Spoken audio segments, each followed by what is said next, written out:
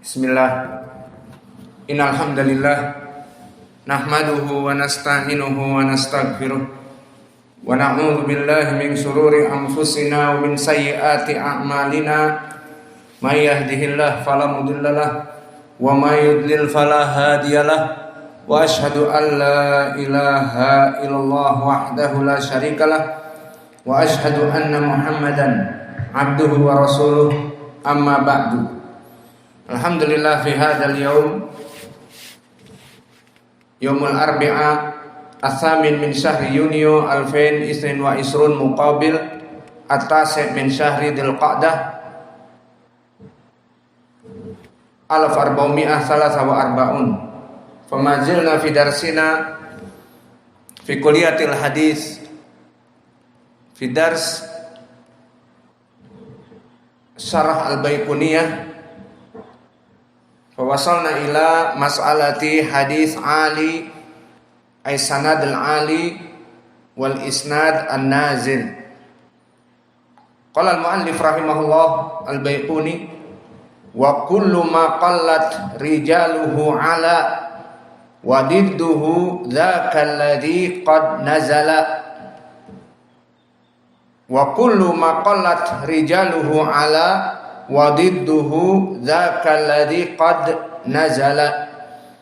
Maka makna dari syair ini dari segi definisi secara umum, wa kullu ma qallat rijaluhu ala, maka setiap sanad yang mana dia itu semakin sedikit kepada Nabi Muhammad sallallahu alaihi wa ala alihi wasallam, dari sahabatnya, dari tabi'i, dari itba'ut tabi'i, maka lebih pendek runtutan sanadnya, maka ini dinamakan dengan sanad yang ali, sanad yang tinggi.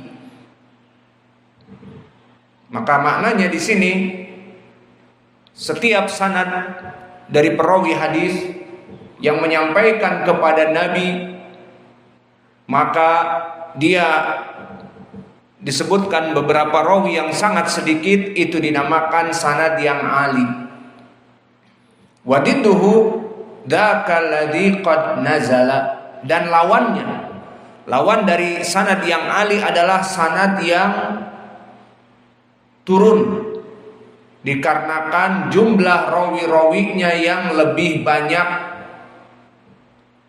Maka gambarannya barakallahu fikum, sanad ali, misalnya hadis dari sahabat Abu Hurairah atau dari Ibnu Umar atau dari Ibnu Abbas, kita ambil misalnya, misal saja sanad di Imam Malik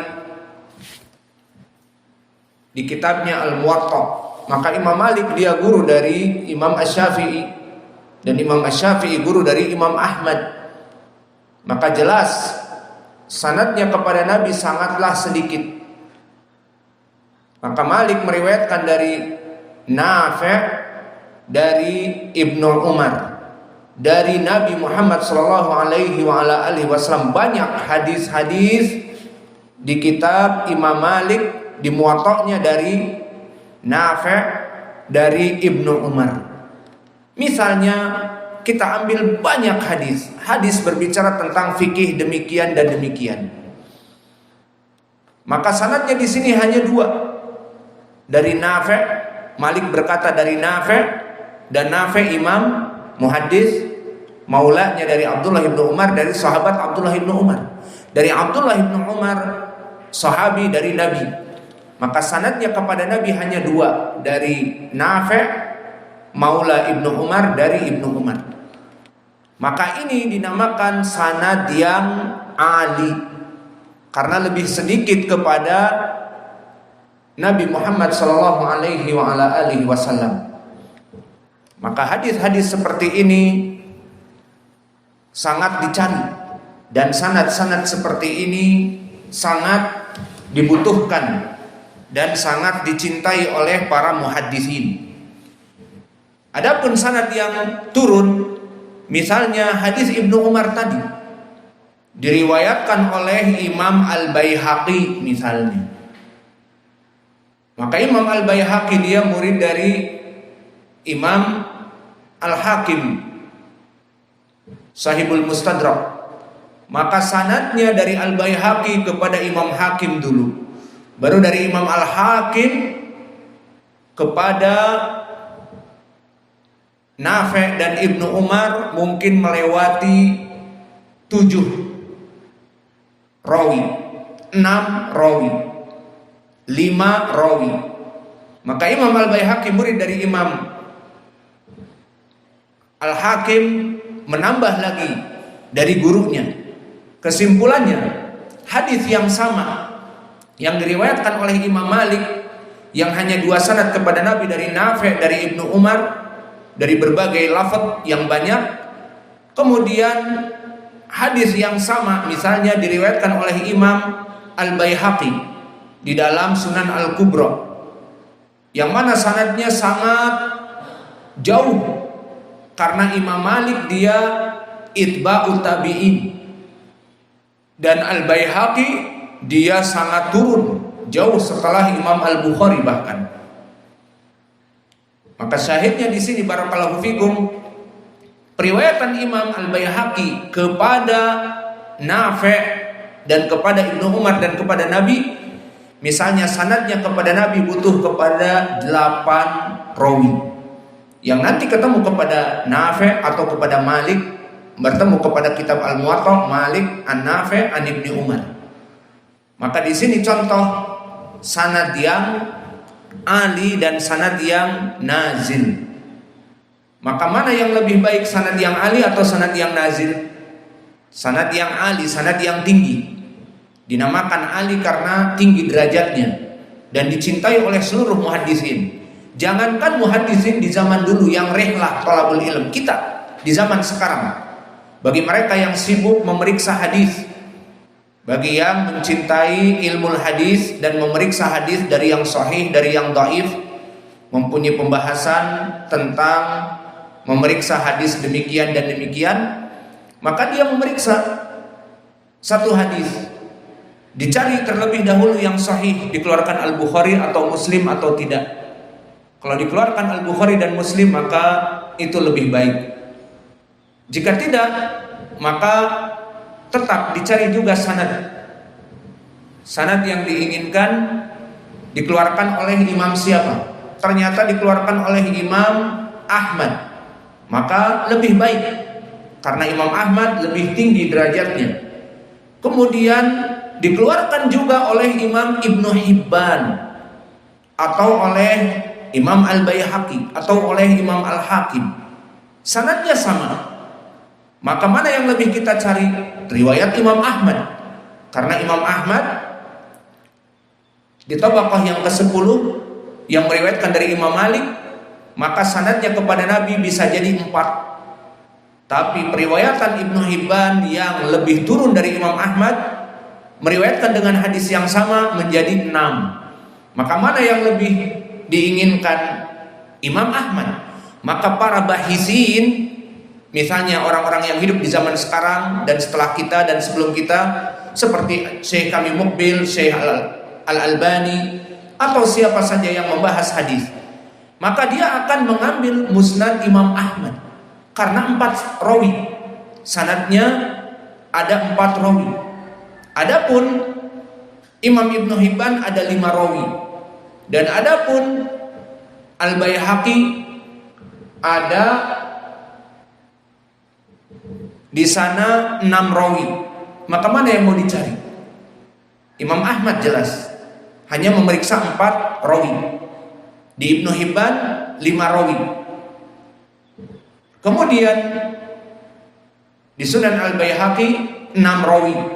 Maka mana yang didahulukan? Jelas 4 rawi. Ini gambaran sebelum kita masuk kepada permasalahan hadis yang ulu dan hadis yang nazil.